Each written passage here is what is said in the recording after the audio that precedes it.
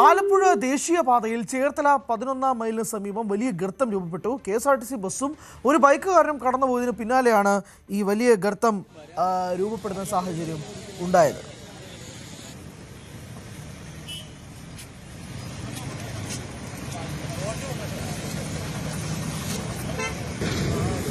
ശരണ്യ സ്നേഹിതനുണ്ട് വിശദാംശങ്ങളുമായി. Saranya, good morning. പ്രത്യേകിച്ച് ഈ ദേശീയപാതയിൽ ഉണ്ടാകുന്ന ഗർത്തത്തെക്കുറിച്ചും ഈ നിർമ്മാണത്തിലെ അശാസ്ത്രീയതയൊക്കെ നേരത്തെ ചോദ്യം ചെയ്തതാണ്. അതിലേക്ക് തന്നെയാണോ നീങ്ങുന്നത്? അന്വേഷണം ഉണ്ടാകുന്ന സാഹചര്യം ഉണ്ടാകുന്നുണ്ടോ?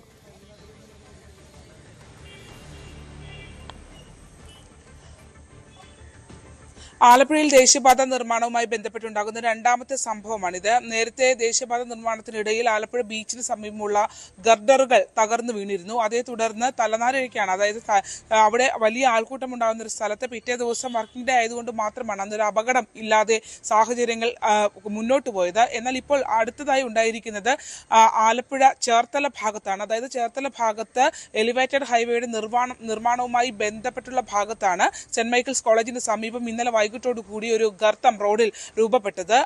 അത് തന്നെ വാഹനങ്ങൾക്ക് ഓടുന്നതിനായി തുറന്നു കൊടുത്തിരുന്ന ഭാഗത്താണ് ഇത്തരത്തിൽ ഗർത്തം ഉണ്ടായത് എന്നുള്ളതാണ് ഏറ്റവും ശ്രദ്ധേയം. വൈകിട്ട് ഒരു 4 മണിക്ക് ശേഷമാണ് ഈ സംഭവം ഉണ്ടായിട്ടുള്ളത്. അതായത് ആദ്യം ഒരു ചെറിയ കുഴിയായി രൂപപ്പെടുകയും പിന്നീട് അത് വലിയ ആഴത്തിലുള്ള ഭാഗമായി മാറുകയും ചെയ്തിരുന്നു. വൈകിട്ടോടു കൂടി ഈ സംഭവം ആ സമയത്തൊക്കെ തന്നെയും വാഹനങ്ങൾ ഈ റോഡിലൂടെ കടന്നു പോയിരുന്നു എന്നുള്ളതാണ്. നാട്ടുകാർ പിന്നീട് ഉദ്യോഗസ്ഥരുടെ ശ്രദ്ധയിൽപ്പെടുത്തിയതിനെ തുടർന്നാണ് ആ ഭാഗം ഒന്ന് മാർക്ക് ചെയ്ത് മാറ്റുന്ന ഒരു സാഹചര്യത്തിലൊക്കെ എത്തിയിട്ടുള്ളത്. വലിയൊരു കുഴി, അതായത് ആദ്യം തുടക്കത്തിലൊരു മണ്ണ് താഴത്തേക്ക് ഇരിക്കുകയും ആ റോഡിന്റെ ഭാഗം പൂർണ്ണമായി താഴത്തോട്ട് പിന്നീട് പോവുകയും ചെയ്തു. ആദ്യം ചെറിയൊരു ഗർത്തമായി രൂപപ്പെട്ടത് പിന്നീട് ഒരു കാർ പോലും കടന്നുപോയാൽ അതിനകത്തേക്ക് അപകടപ്പെടുന്ന രീതിയിലേക്കുള്ള ഒരു വലിയ ഗർത്തമായി മാറി എന്നുള്ളതാണ്. ഇതോടുകൂടി ആളുകൾ വലിയ പ്രതിഷേധവുമായി രംഗത്തെത്തി. DYFI അടക്കമുള്ള സംഘടനകൾ, രാഷ്ട്രീയ നേതാക്കളൊക്കെ ഈ സ്ഥലത്തേക്ക് എത്തുകയും വലിയ പ്രതിഷേധം ഉയർത്തുകയും ചെയ്തു. ഇവിടെ നിന്ന് പിന്നീട് ദേശീയപാത അധികൃതർ എത്തി JCB ഉപയോഗിച്ച് അകത്തെ ഭാഗത്തിന്റെ ഗർത്തത്തിന്റെ ഒരു ഡെപ്ത് പരിശോധിക്കുന്ന ഘട്ടത്തിലാണ് ഇത് ഇത്രയധികം ആഴമുള്ള ഒന്നാണ് എന്നുള്ളൊരു കണ്ടെത്തലിലേക്ക് പോവുകയും ചെയ്തിട്ടുള്ളത്. ആ ഭാഗത്തുണ്ടായിരുന്ന, അതായത് ഫില്ല് ചെയ്ത മണ്ണുൾപ്പെടെ അവിടെ ഇല്ല എന്നുള്ളതാണ്.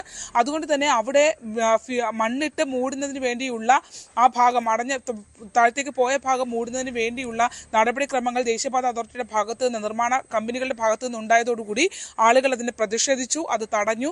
അങ്ങനെ ചെയ്യാൻ പാടില്ല, മറിച്ച് എന്തുകൊണ്ട് ഈ മണ്ണുൾപ്പെടെയുള്ള ഭാഗം എങ്ങോട്ട് പോയി എന്നുള്ളൊരു കണ്ടെത്തൽ വേണം, ശാസ്ത്രീയമായ പരിശോധനകൾ ആവശ്യമുണ്ട് എന്നുള്ള കാര്യം കൂടി പ്രതിഷേധക്കാർ പറഞ്ഞതോടെയാണ് ആ മണ്ണിട്ട് മൂടുന്ന ഒരു പ്രോസസ്സ് തടഞ്ഞത്.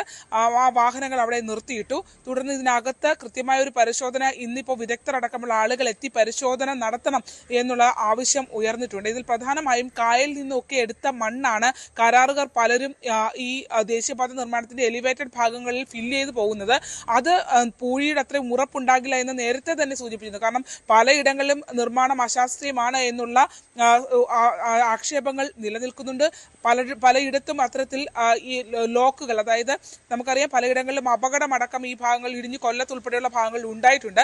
അതിനിടയിലാണ് ഈ മണ്ണ്, കായലിലെ മണ്ണ് എടുത്ത് ഫില്ല് ചെയ്യുന്ന സ്ഥലങ്ങളിൽ ഇത് ഉറച്ചു നിൽക്കില്ല എന്നുള്ള ആക്ഷേപം നേരത്തെ തന്നെ ഉയർന്നിരുന്നു. ഉത്തരേന്ത്യയിലെ പോലെ കട്ടിയുള്ള പൂഴി ഉപയോഗിച്ചുള്ള നിർമ്മാണമല്ല, മറിച്ച് കായലിടങ്ങളിലെ മണ്ണാണ് ഇവിടെ ഫില്ല് ചെയ്യാനായി ഉപയോഗിച്ചിരുന്നത്. അതുകൊണ്ട് തന്നെ അതിന് എന്ത് സംഭവിച്ചു എന്നുള്ളതും അത് ഈ രീതിയിൽ ശാസ്ത്രീയമായി മുന്നോട്ട് പോകുന്ന അപകടകരമല്ലാത്ത സാഹചര്യമാണോ എന്നൊക്കെ ഇനി ഉറപ്പുവരുത്തേണ്ട ഒരു അവസ്ഥ കൂടിയാണ് ഈ അപകടം ഉണ്ടാക്കുന്നത്. ഭാഗ്യത്തിനാണ് വാഹനങ്ങൾ കടന്നു പോകുന്ന റോഡിൽ ഇത്തരത്തിൽ ഒരു വലിയ ഗർത്തത്തിനകത്തേക്ക് മറ്റു വാഹനങ്ങൾ പോകാതിരുന്നത് എന്നുള്ളതാണ്.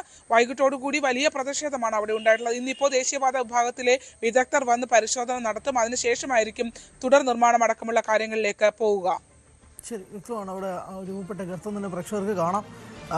ഭാഗ്യം കൊണ്ടാണ് 2 വണ്ടികൾ പോയതിന് പിന്നാലെയാണ് ഈ ഗർത്തം രൂപപ്പെടുന്ന സാഹചര്യം ഉണ്ടാകുന്നത്.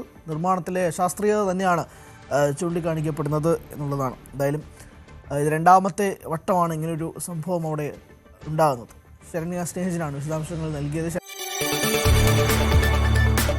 കൂടുതൽ വാർത്തകൾക്ക് News 18 Keralam YouTube channel subscribe ചെയ്യുക.